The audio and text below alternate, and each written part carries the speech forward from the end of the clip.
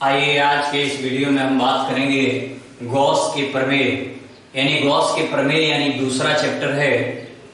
तो इसमें आप पहले वीडियो में आप देख चुके हैं समतल कोण के बारे में। उसके आगे वाली वीडियो जो बनाया गया उसमें घन कोण और विद्युत फ्लक्स के बारे में आप पढ़ चुके हैं। आज के इस वीडियो में हम देखेंगे गॉस का प्रमेय। गॉस का प्रमेय क्या है? इसके पहले कि आप जो भी वीडियो देख रहे हो कॉपी और कलम के साथ बैठ करके देखेंगे, ताकि जो भी आप पढ़ रहे हो समझ रहे हैं उसे आप नोट करते चलेंगे। तो आइए देखते हैं गॉस का प्रमेय। कार्ल फ्रेडरिक गॉस ने बताया कि किसी बंद विद्युत पृष्ठ से, जैसे हमने एक चित्र बना रखा है, किसी बंद विद्युत पृष्ठ से होकर गुजरने वाला विद्युत फ्लक्स फाई और इसी पृष्ठ में उपस्थित आवेश Q, फाई और Q के बीच के संबंध को एक नियम द्वारा प्रतिपादित किया, जिस नियम को ही गॉस का प्रमेय कहा जाता है। गॉस का प्रमेय होता है कि किसी बंद पृष्ठ से होकर गुजरने वाला विद्युत फ्लक्स फाई उस पृष्ठ में उपस्थित आवेश का 1/ε0 गुना होता है। 1/ε0 गुना होता है, यानी कि फाई बराबर हो जाएगा Q/ε0। यही जो है वो गॉस का प्रमेय होता है, फाई बराबर Q/ε0। यहां क्या दर्शाया गया है? तो फाई यानी विद्युत फ्लक्स और ये आवेश, कहां का आवेश? तो जो उस पृष्ठ में उपस्थित आवेश है वही आवेश है। यानी विद्युत फ्लक्स फाई और उस पृष्ठ में उपस्थित आवेश के बीच के संबंध को एक नियम द्वारा प्रतिपादित किया गया, और इस नियम को ही बोला गया कि गॉस का प्रमेय है। यहां आप लिख सकते हैं यही गॉस का प्रमेय है। यही गॉस का प्रमेय है। फिर से एक बार सुनेंगे।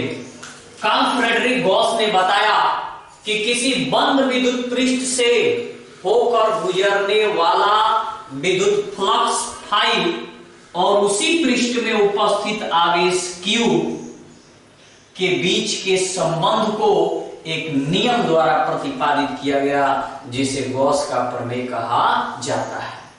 वो गॉस का नियम क्या है? गॉस का प्रमेय क्या है? तो कहा गया कि किसी बंद विद्युत पृष्ठ से होकर गुजरने वाला, यानी किसी बंद विद्युत पृष्ठ से होकर गुजरने वाला विद्युत फ्लक्स फाई उस पृष्ठ में उपस्थित आवेश का 1/ε0 गुना होता है। अब इसको गुणा कर देना है। Q और यहाँ गुणा का चिन्ह है, तो Q में 1 का गुणा होगा तो Q होगा, और ये बटा में ε0 तो Q/ε0। अब इसके नीचे आप लिख सकते हैं कि यही गॉस का प्रमेय है। अब इस गॉस के प्रमेय को हम अगले वीडियो में सिद्ध करेंगे।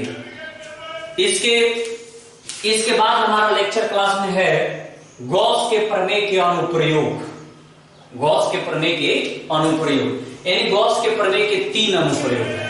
पहला अनुप्रयोग है अनंत लंबाई के चालक के कारण विद्युत क्षेत्र की तीव्रता। जैसे पहला गॉस के प्रमेय के अनुप्रयोग का पहला हिस्सा होता है अनंत लंबाई के एक चालक के कारण विद्युत क्षेत्र की तीव्रता। जैसे एक लंबा चालक तार हो गया, इस चालक तार के किसी भी भाग पर, जैसे मान लिया जाए यहाँ बिंदु है और यहां से कुछ दूरी r दूरी पर एक बिंदु P होगा, और इसी बिंदु P पर हमें विद्युत क्षेत्र की तीव्रता ज्ञात करना होता है। तीव्रता का मान यहाँ पर क्या होगा, ये हम इस व्यंजक के थ्रू प्राप्त करेंगे। तो विद्युत क्षेत्र की तीव्रता का जो मान होता है, यहाँ पर हम गॉस के प्रमेय की सहायता से प्राप्त करेंगे कि विद्युत क्षेत्र की तीव्रता का मान क्या होगा। तो यहाँ पर विद्युत क्षेत्र की तीव्रता का मान प्राप्त होता है 1 बटा में 4 पाई एप्सिलॉन 0 2 लैम्डा बटा में r, 2 लैम्डा बटा में r प्राप्त होता है। ये पहला अनुप्रयोग होगा विद्युत क्षेत्र की तीव्रता का। किसके कारण? एक अनंत लंबाई के एक सीधा चालक तार के कारण विद्युत क्षेत्र की तीव्रता E बराबर 1 बटा में 4 पाई एप्सिलॉन 0 2 लैम्डा बटा में r। लैम्डा के बारे में आप लोग जानते होंगे, लैम्डा जो है वो रैखिक आवेश घनत्व होता है। लैम्डा क्या है?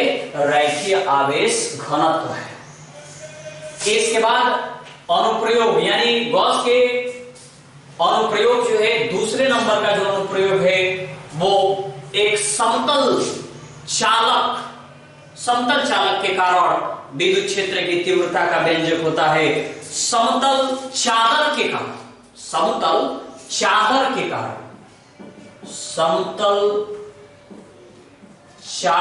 कारण विद्युत क्षेत्र की तीव्रता निकालेंगे तो समतल चादर के कारण विद्युत क्षेत्र की तीव्रता का व्यंजक आता है E is equal to sigma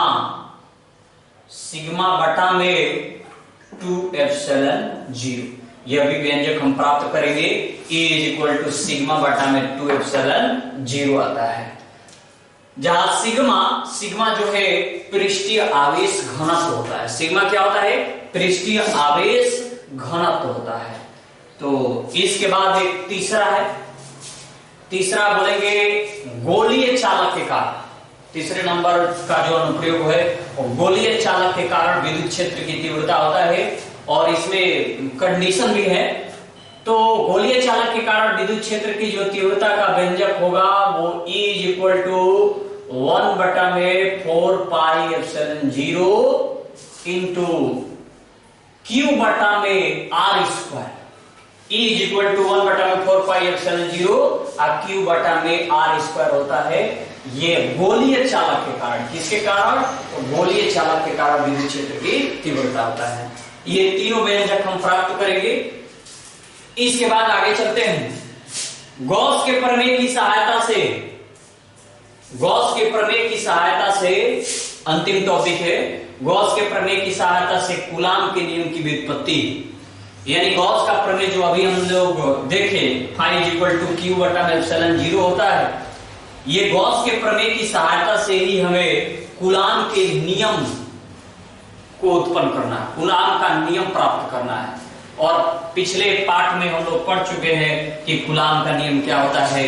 coulomb के नियम के लिए व्यंजक आता है F बराबर 1 बटा में 4 pi epsilon 0 into Q1 Q2 आता है।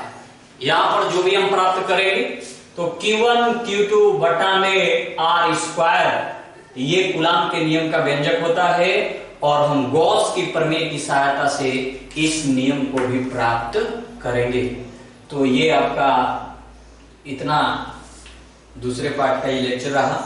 जो भी टॉपिक के अभी व्यंजक हमें प्राप्त करने हैं, जैसे गॉस के प्रमेय का व्यंजक प्राप्त करना है, इसे हम प्राप्त करेंगे। गॉस के प्रमेय के 3 अनुप्रयोग जो आप लोगों ने देखा, इसको हम प्राप्त करेंगे अगले वीडियो में। और साथ ही साथ में गॉस के प्रमेय की सहायता से कूलाम के नियम की जो व्युत्पत्ति, यानी F इज इक्वल टू 1 बटा में 4 पाई एप्सिलॉन 0 Q1 Q2 बटा में R स्क्वायर, इस व्यंजक को भी हम प्राप्त करेंगे। तो फिर मिलेंगे अगले वीडियो के साथ। तब तक से आप देखते रहिए